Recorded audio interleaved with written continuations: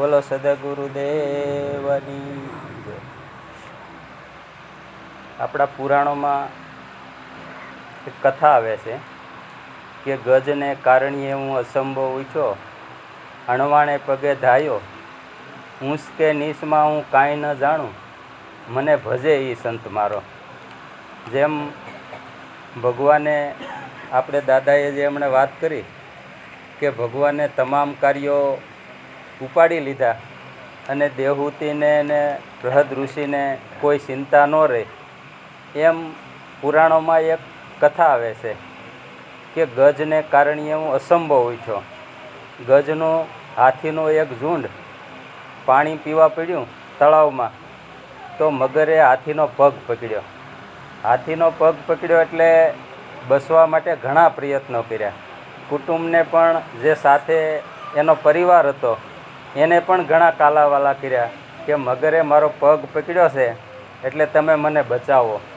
પણ આપણો સંસારિક વ્યવહાર કેવો છે કે સગુને કુટુંબ તારું સુખડાનું છે બેલી, માત પિતા શુદ્ધ ભાઈ, ઘરની તરિયા તારી સંગે નહીં ચાલે, હંસ તો એકીલો ચાલ્યો જાય. એટલે પરિવારના ઋણાનું બંધન હોય, પણ ભક્તિ માર્ગમાં જે કાંઈ પુણ્ય કરે છે એ સૌ પોતપોતાનું ભોગવે છે. એટલે જે કોઈ ભજન કરે એ એના ખાતામાં જમા થાય છે. કદાચ આપણા પરિવારનો, આપણો બાપ હોય, માતા હોય કે દીકરા દીકરીઓ હોય, પણ એ કોઈ ભજનમાં એનો સાથ, જે ભજન કરે એ પુણ્ય પોતાના ખાતામાં જમા થાય છે. એટલે હાથીએ ઘણા પ્રયત્નો કર્યા, પણ ઝુંડ મગર હાથીને ઊંડાને ઊંડા પાણીમાં ખેંચતી ગઈ. એટલે હાથીને બસવાનો કોઈ આરો ન રહ્યો. અડધી ઇંચ જેટલી સૂંઢ બહાર રહી. ત્યાં ભગવાનને, ત્યારે એને એમ થયું કે હવે આશરો મારો બીજો કોઈ છે નહીં, ભગવાન એક જ છે. એટલે હાથીને બોલવું તો હરી, પણ ખાલી હ શબ્દ બોલાણો, આખો હરી એમ ન બોલાણું. એટલે ભગવાન હફાળા જાગ્યા. માતાજી એની સેવા પૂજા કરતા હતા એટલે ઊભા થયા અને મોજડિયું પહેરવાનો પણ વખત ન લીધો. માતાજીએ પ્રશ્ન કર્યો કે કેમ પણ તમે આમ હફાળા બેઠા થઈને, કાંઈ ભક્ત તમારો મુશ્કેલીમાં છે? કે હાથીએ મારી પ્રાર્થના કરી છે અને એ બહુ મુશ્કેલીમાં છે, એટલે મારે એને બચાવવો જોઈએ. એટલે ગજને કારણે અસંભવ ઉઠ્યો, અણવાણે પગે ધાયો. બૂટ પણ, મોજડી પણ પહેરવાનો વખત ન લીધો.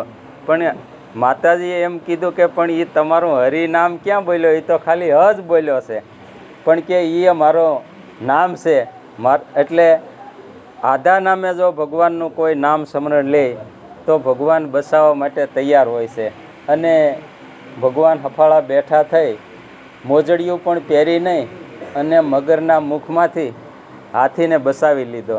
એટલે ગજને કારણે હું અસંભવ ઉઠ્યો, અણવાણે પગે ધાયો, ઊંસ કે નીસમાં હું કાંઈ ન જાણું, પણ મને ભજે એ સંત મારો. એટલે ભક્તિ કરો ભલા ભાવથી, કરજો ભલેરા કામ, શિખામણ રૂડી દિલ માનજો, તમે રહેજો સંતોને ધામ.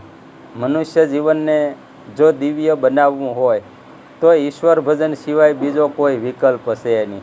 અને ઈશ્વર ભજન એવી મૂડી છે કે હાવ મફતમાં મળે છે, છતાં આપણે કેમ ભજતા નથી? તો એક આપણે નાનું એવું દૃષ્ટાંત જોઈએ કે એક 40-50 વીઘાનો પટેલ, એટલો મોટો જમીન ખાતેદાર, એને એક દિવસ 15 દાડિયા કર્યા. એટલે બપોર સુધીમાં એ બધું કામ એનું પતી ગયું. એટલે મજૂરોને એમ થયું કે હવે અમારે તો આખા દિવસની દાડી જોઈને, આખા દિવસની મજૂરી અમે જાતા હોય, હવે અડધા દિવસમાં કામ થઈ ગયું તો શું કરવું? એટલે પટેલે કીધું કે આપણે બપોર થઈ ગયા છે, જમી લ્યો, આ લીમડાના છાંયા ઘડીક આરામ કરી લ્યો, અને 2:30 વાગ્યા પછી આપણે કામે હું તમને ચડાવું, તમારે એ કામ કરવાનું છે. એટલે બધાને એમ થયું સારું, આખો દિવસની દાડી તો મળશે.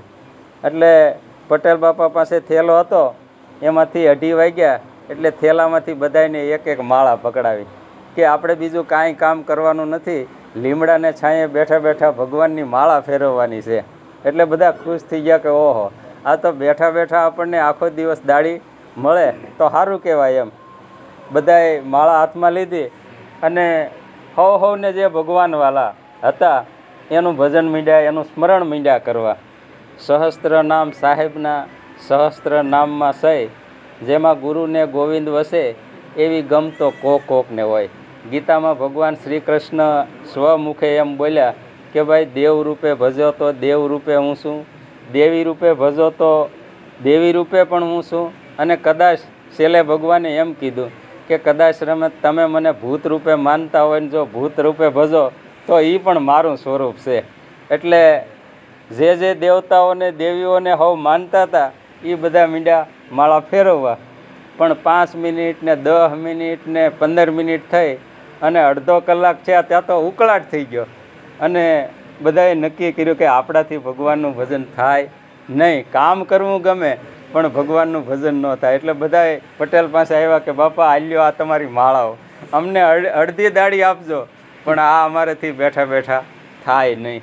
એટલે ઈશ્વરનું નામ નરસિંહ મહેતાએ એની વાણીમાં ગાયું કે વેપાર કીધો હરિનામનો, કીધા ગુરુ રૂપી દલાલ, માલ વહોરાયો સુગમ ને સોંગો કરી. મફતમાં માલ મળે છે, પણ એને જેની કિંમત સમજાય અને જેને કિંમત સમજાણી છે એ ભક્તો ઈશ્વરનું ભજન કરી ગયા છે. એટલે કાલ કરતાં આજ કરી લે, આજ કરતાં અબ, શ્વાસ છે વાટના વટાવડા, તો નીકળી જાયગા તો કરેગા કબ.